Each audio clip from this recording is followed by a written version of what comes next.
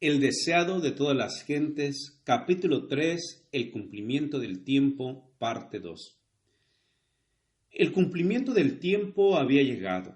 La humanidad, cada vez más degradada por los siglos de transgresión, demandaba la venida del Redentor.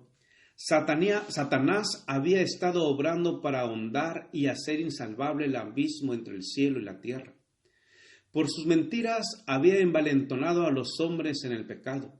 Se proponía agotar la tolerancia de Dios y extinguir su amor por el hombre, a fin de que abandonase al mundo a la jurisdicción satánica. Satanás estaba tratando de privar a los hombres del conocimiento de Dios, de desviar su atención del templo de Dios y establecer su propio reino. Su contienda por la supremacía había parecido tener casi completo éxito. Es cierto que en toda generación Dios había tenido sus agentes. Aún entre los paganos había hombres por medio de quienes Cristo estaba obrando para elevar el pueblo de su pecado y degradación.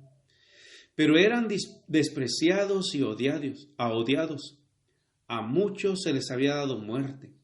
La oscura sombra que Satanás había echado sobre el mundo se volvía cada vez más densa. Mediante el paganismo, Satanás había apartado de Dios a los hombres durante muchos siglos, pero al pervertir la fe de Israel había obtenido su mayor triunfo. Al contemplar y adorar sus propias concepciones, los paganos habían perdido el conocimiento de Dios y se habían ido corrompiendo cada vez más. Así había sucedido también con Israel. El principio de que el hombre puede salvarse por sus obras, que es fundamento de toda religión pagana, era ya principio de la religión judaica.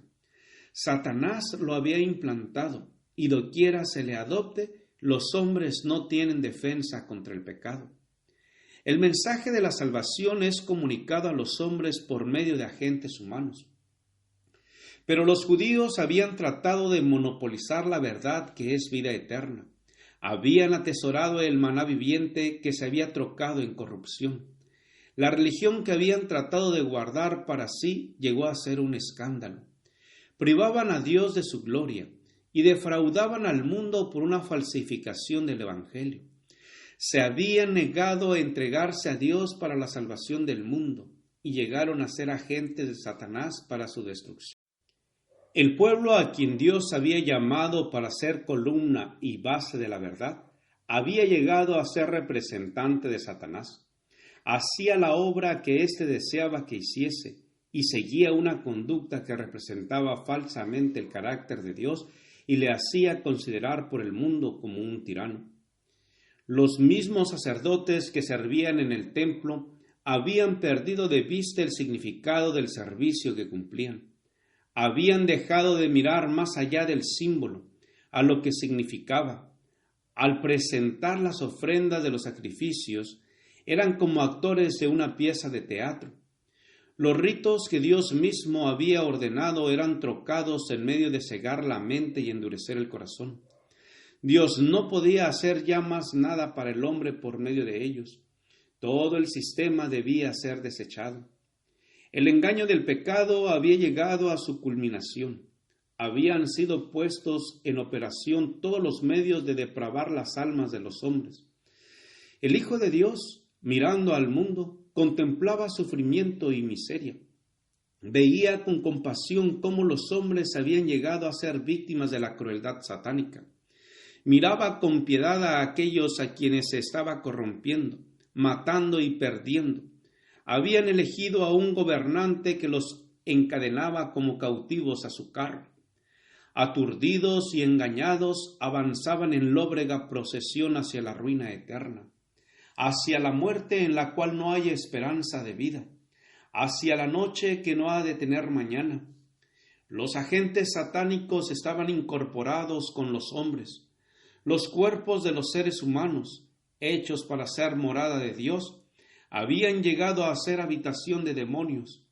Los sentidos, los nervios, las pasiones, los órganos de los hombres eran movidos por agentes sobrenaturales en la complacencia de la concupiscencia más vil.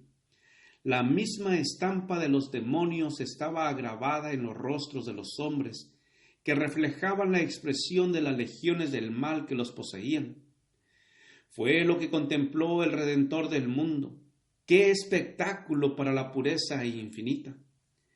El pecado había llegado a ser una ciencia, y el vicio era consagrado como parte de la religión.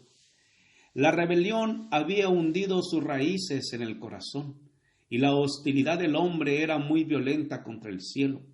Se había demostrado ante el universo que, separada de Dios, la humanidad no puede ser elevada. Un nuevo elemento de vida y poder tiene que ser impartido por aquel que hizo al mundo. Con intenso interés, los mundos que no habían caído habían mirado para ver a Jehová levantarse y barrer a los habitantes de la tierra. Y si Dios hubiese hecho esto, Satanás estaba listo para llevar a cabo su plan de asegurarse la obediencia de los seres celestiales. Él había declarado que los principios del gobierno divino hacen imposible el perdón.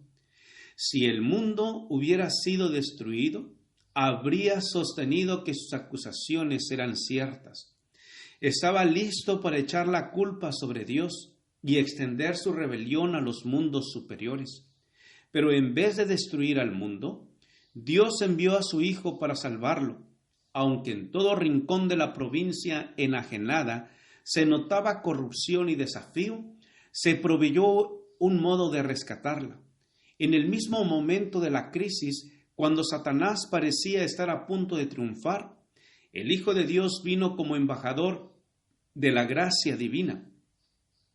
En toda época y en todo momento, el amor de Dios se había manifestado en favor de la especie caída.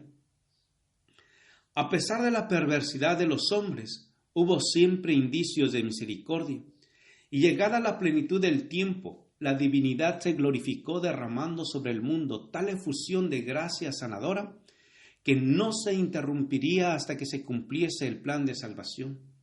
Satanás se estaba regocijando de que había logrado degradar la imagen de Dios en la humanidad.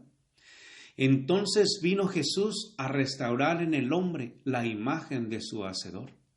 Nadie, excepto Cristo, puede amoldar de nuevo el carácter que ha sido arruinado por el pecado. Él vino para expulsar a los demonios que habían dominado la voluntad.